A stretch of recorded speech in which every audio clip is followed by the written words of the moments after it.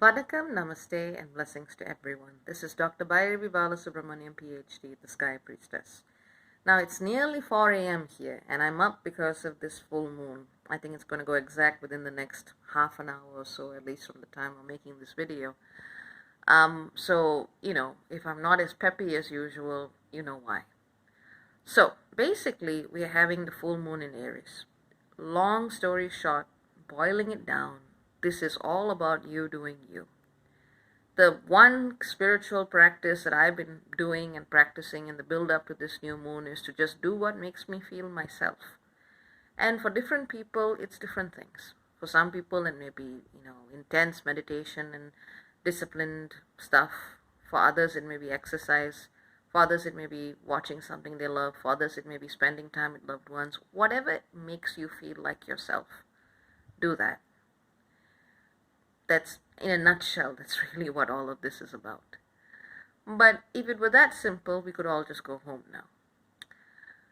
This particular full moon is doing a couple of things in the skies that I feel is important to talk about. For example, it actually makes a strong trine aspect to Jupiter at 20 degrees Sagittarius, full moon's at 20 Aries, Jupiter's at 20 Sag, Thereus, the hunter-stalker, is at 21 Leo. And so the three put together actually create this very potent grand fire trine. Now, this particular lunation is making a ton of aspects to different asteroids in the sky. And you know what? I think chopping it down and looking at it layer by layer, segment by segment, just takes away from the experience. And this is all about the experience. So different layers of yourself are going to come up. And some of these are going to be from your life now. Some of these are going to be more influenced by who you were in previous times and different spaces. With the grand fire trine with Jupiter and Thereus, a key theme among many others, but a key theme that's going to be emerging is the question of how do you deal with fear? What are you afraid of? What limits you from pursuing your dreams and what it is you actually want to do? How do you want to inspire others, or how do you want to inspire yourself? How do you want to create things? And what is it that lurks in the corner of your own mind that actually prevents you from doing so? And this is a good time to actually flush out those sources of fear. Now, for those of you who don't see it as an opportunity, it can feel like a very triggering, very fearful time. But remember that Jupiter is also on hand. This is a good time to seek guidance and counsel from teachers and teachings that you trust when you feel like you're a little lost or a little overwhelmed with the fear. Another thing that is making this particular full moon more, shall I say, layered than usual is that it is squaring Pluto in Capricorn. So Pluto at 20 degrees Capricorn. Oh, Kitty's saying hi. She's saying hi. She decided to make a guest appearance. I must be doing something right. So Pluto at 20 degrees Capricorn is making a square to the full moon at 20 degrees Aries and the sun at 20 degrees Libra. So if you have anything very close to 20 degrees Cancer, then you get a grand cardinal cross. Otherwise, it's a cardinal T-square, which is pretty intense. But with Pluto kind of acting as the fulcrum between the sun and the moon, you can see that a lot of issues in relationships are going to come up, and they're going to be reflections of yourself.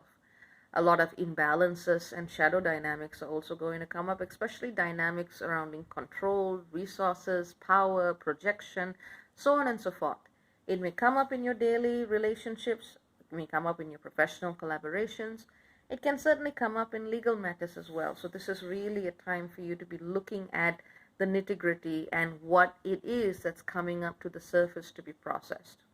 So if shit is happening to you, it's not necessarily something that you have to look at as purely a bad thing, but you can also see it as an opportunity to do what you need to do to fix the situation.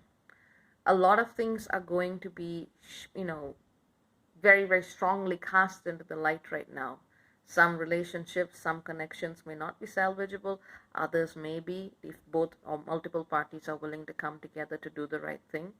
But it all depends on whether or not each individual or each group or whatever you're dealing with is actually willing to look at those shadow lessons and do something new about them. What I would also say with this energy is just looking at the larger context of what's going on. Mercury in Scorpio is trining the North Node in Cancer. This is a good time for us to also allow ourselves to be mindful of our emotions, to express it as it comes up. Tears can be very cathartic, especially for people who bottle things up. This is also a good time to just write and allow yourself to be inspired by where your own writing takes you. Freestyle, stream of consciousness writing can be very useful for you at this time. And whilst all this is going on, we also see Venus, also in Scorpio, Venus also in Scorpio, opposite Uranus and Taurus. So Mercury is trining the North Node, Venus is opposing Uranus.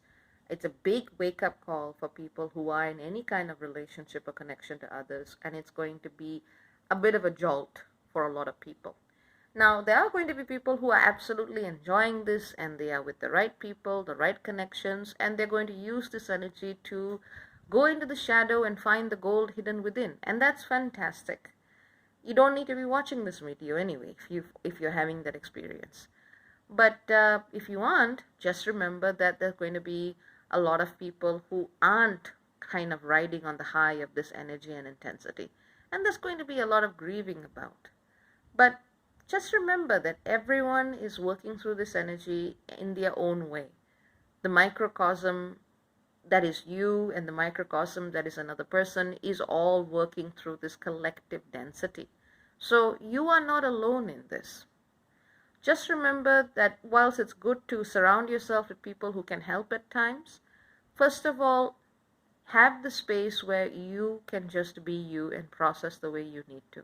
As long as you do not harm another or harm yourself. And harming another also includes taking that other for granted, be it in terms of time or energy or attention, because everyone's got their own shit to face. But really, that's what I would say in summary about this full moon in Aries. I would also urge you to go back to early April, where we had the new moon in Aries, to see what seeds you may have set then that have come to fruition now in one way or another. So to recap, just do you, and that's it, really. It's Aries. What more do you want to say? But I hope this is useful. Take care. Very many blessings. And remember, you don't need to solve everything all at once. Whatever is coming up now, you will have the time to process and you will have the time to work on it. So, there's no immediate urgency. Just be present, experience, process, and do you. That's about it. Actually, no, there is one more thing I wanted to say. Just be careful that, or rather just be mindful that sometimes we tend to confuse our hurt, our story, our trauma, our anger, our emotions around situations in the past. Sometimes we tend to confuse those emotions with the essence of who we are. And if you feel like you are kind of running on loop in an old story, chances are you're working more so from the ego than spirit. And that's not necessarily meant in an accusatory way. People do that when they're in pain. So it may be wiser for you to take a step back, go back into your own process, and really try to dig deep into yourself to see, okay, so this is what I'm thinking or responding to in this way. How do I find myself in this situation? Sometimes it's, the moment you ask the question, the answer can come up. Sometimes it's just an intention that you need to set. Sometimes the awareness that you're going into a little bit of a loop with the ego is enough to set you back on track. And sometimes you do need help from facilitators or friends or a support network that is sound. But I would say, that's probably all that needs to be said here. So take care. Very, very many blessings. Enjoy the full moon. Do what you can in a way that honors you and others. And just do your best. No one can expect any more than that. Cha-cha for now. Bye-bye.